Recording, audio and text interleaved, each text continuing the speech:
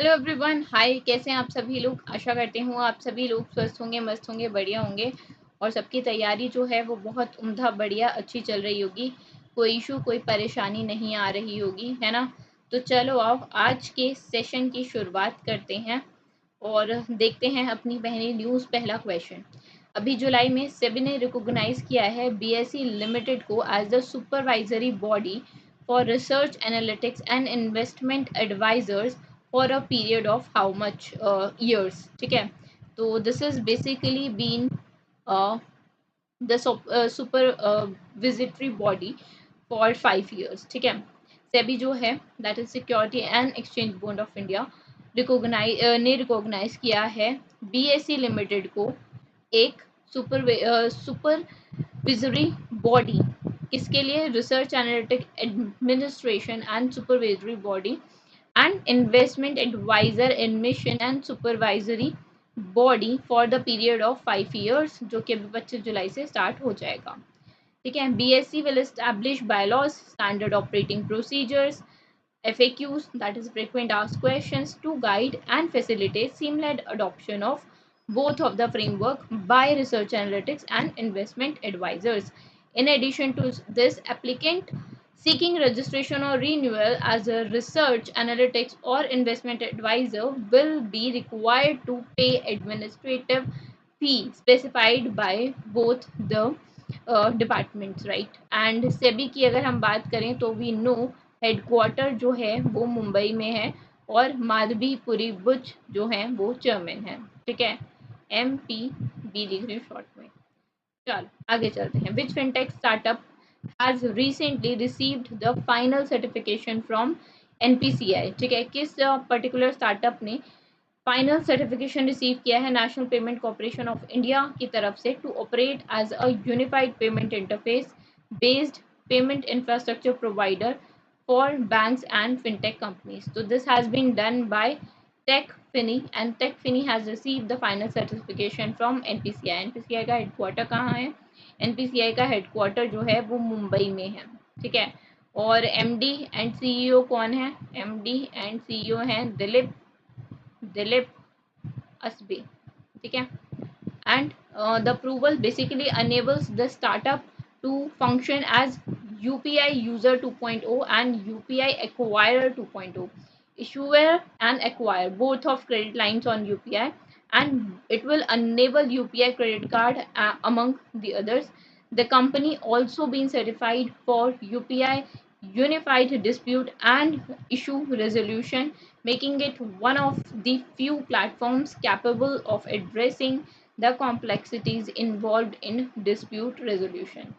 आगे चलते हैं। Life insurance corporation of India LIC ने हाल ही में टीम अप किया है किसके साथ, ताकि वो बेसिकली एनहांस कर सके बैंक एश्योरेंस। ठीक है, that is bank plus insurance. तो LIC तो इंश्योरेंस कंपनी हो गई, बैंक कौन सा है? बैंक है IDFC first bank.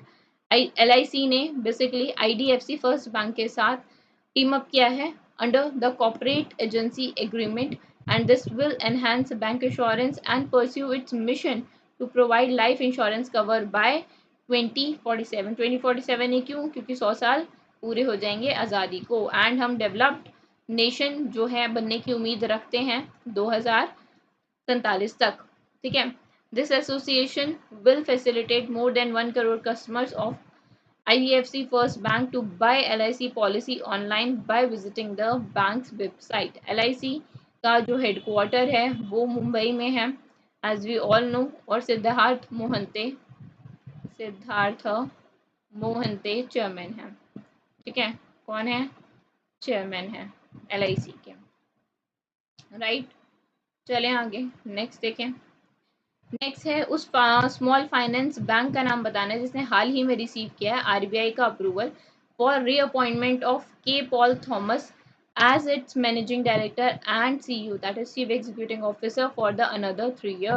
So the name is ESAF Small Finance Bank। ESAF Small Finance Bank ने रिसीव किया है RBI का अप्रूवल, एंड RBI का अप्रूवल किस लिए रिसीव किया है? ताकि जो के पॉल थॉमस है उनका रीअपॉइंटमेंट जो है वो अप्रूव किया बेसिकली RBI ने as the MD and CEO for another 3 years। और ये अप्रूवल जो है वो बैंकिंग रेगुलेशन एक्ट 1947 के तहत होता है।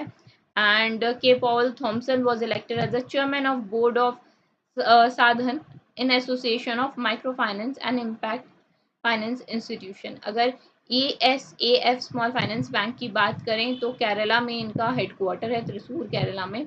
और के पॉल थॉमस तो हमें पता ही है, MD एंड CEO है। आगे चलते हैं। Who has been appointed to the head a committee formed by RBI के द्वारा बनाई गई एक कमिटी को हेड करना कौन करेगा? सुनील मेहता हेड करेंगे। And basically this was being formed to review the fee structure for white label ATMs। जो वाइट लेबल ATMs हैं उनका फी स्ट्रक्चर देखने के लिए this committee has been formed and it will evaluate the current policies practices aiming to recommend a fair, sustainable model that balances the interest of stakeholders, um, as it is like being said. This committee is led by Indian Banks Association CEO Sunil Mehta, and the committee includes representatives from leading bank, ATM manufacturers, and NPCI. And India's ATM market, we know, forecasted to grow by 9.2 CAGR from 24 to 32, with four authorization non-banking entities currently operating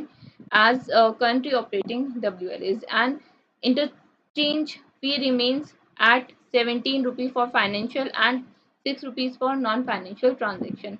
RBI का headquarter Mumbai में ही है, ठीक है। चल, Arca FinCap, which has recently partnered with Central Bank of India to provide loans to MSME, is a subsidiary of which business group? तो Kirloskar business group की subsidiary है अर्का फिनकैप, एक नॉन बैंक फाइनेंशियल कंपनी है एंड सब्सिडरी है Kirloskar group की, जिसने partner किया है सेंट्रल बैंक ऑफ इंडिया के साथ ताकि ये लोन प्रोवाइड कर सके MSMEs, that is more micro, small and medium enterprises को, and this partnership aims to offer competitive financing options to MSME sector while expanding Arca FinCap reach across India. Under the co-lending agreement, Arca FinCap will be responsible for originating the processing loan proposal for MSME, adhering jointly established credit parameter and eligibility criteria.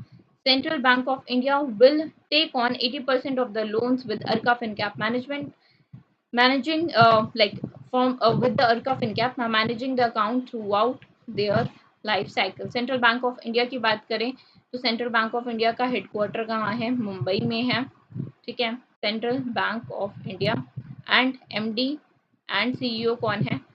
MD and CEO है MV Rao, ठीक है। चल आगे चलते हैं। Total number of target बताना है for the world's first biodiversity bond issued by BBVA and international finance corporation.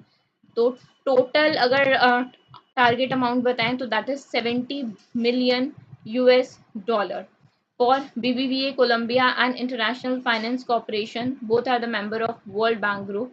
Issued around 15 million for the first tranche and first tranche of the first biodiversity bond that will amount around 70 million US dollar, and it aims to finance projects that address the key drivers of biodiversity loss, particularly focusing on reforestation, regeneration of natural forest on degraded lands, climate smart and regenerative agriculture, and restoration of wildlife habitat and among.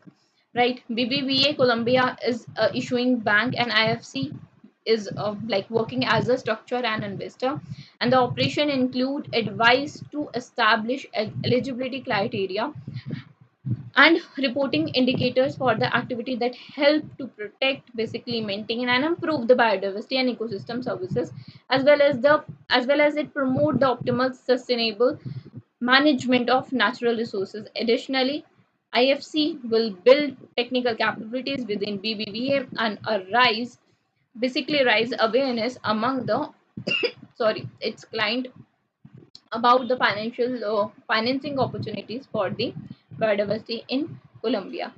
IFC का headquarter Washington DC में है, ठीक है। Wait a minute, now I think sorry, Washington DC में है। और not visible I think, कोई नहीं। मख्तार द्वीप जो हैं वो इसके एमडी हैं। आगे चलते हैं।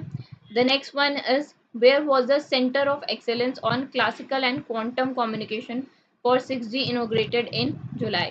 तो it is inaugurated in Chennai and doctor Neeraj Mittal has basically inaugurated this center of excellence, and this is a sub center of telecom center of excellence India, and it will spearhead the development and deployment of 6G technology, promising unprecedented speed, ultra low latency, मतलब जो lag time है, ठीक है, जो रुक जाता है वो बहुत कम हो जाएगा, वो टाइम बहुत कम हो जाएगा, और जो स्पीड है वो बहुत ज़्यादा हो जाएगी। Centre will serve as the hub of innovation, bringing together academic and industrial experts to collaborate on edge-cutting projects. This collaborative environment will foster the development of the new application and service that leverage 6G's capability. The center will play a crucial role in shaping the standard and infrastructure for 6G network worldwide, and the center will also facilitate interconnect between the existing 5G testbed at IIT Madras, which was developed indigenously through the collaborative project involving 8 institutes and founded basically funded by the Department of Telecommunication, that is Ministry of Telecommunication. And the 5G testbed was inaugurated by PM Narendra Modi in 2022, and since it's going in the testing phase and it's going good. Swedish Open tennis, who defeated Rafael Nadal in the final match. Swedish 2024 Swedish open tennis tournament में किसने Rafael Nadal को हराया? तो नुनो बॉगस ने जो है Rafael Nadal को हराया है। अभी ये 14 से 21 तारीख के बीच में हुआ है, and it was 76th one, और नुनो बॉगस जो पोर्टुगल के हैं उन्होंने राफेल नडाल को हराया है।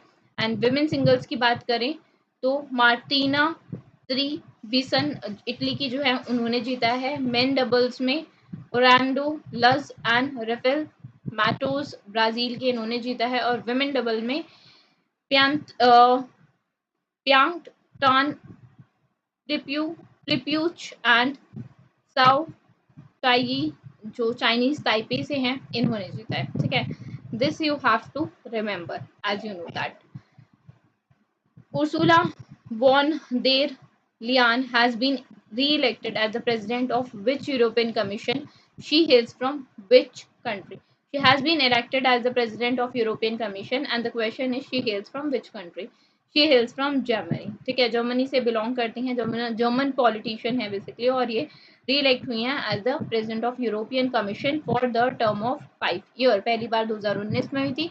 अभी नाउ शी उनका जो टर्म है वो अक्टूबर में एक्सपायर हो जाएगा, and now she is basically 5 और साल के लिए उन्हें रीअपॉइंट किया गया है 2029 तक। ठीक है, तो यूरोपियन कमीशन एक एग्जीक्यूटिव बॉडी है यूरोपियन यूनियन की, और इसके मेन रोल्स जो हैं proposing new laws and policies, monitoring and implementing, managing the European Union budget, right? So this was it from today's session. I hope you guys would have liked the session. पसंद आया तो like कर देना, channel को subscribe कर देना. So thank you so much. We will be meeting you tomorrow.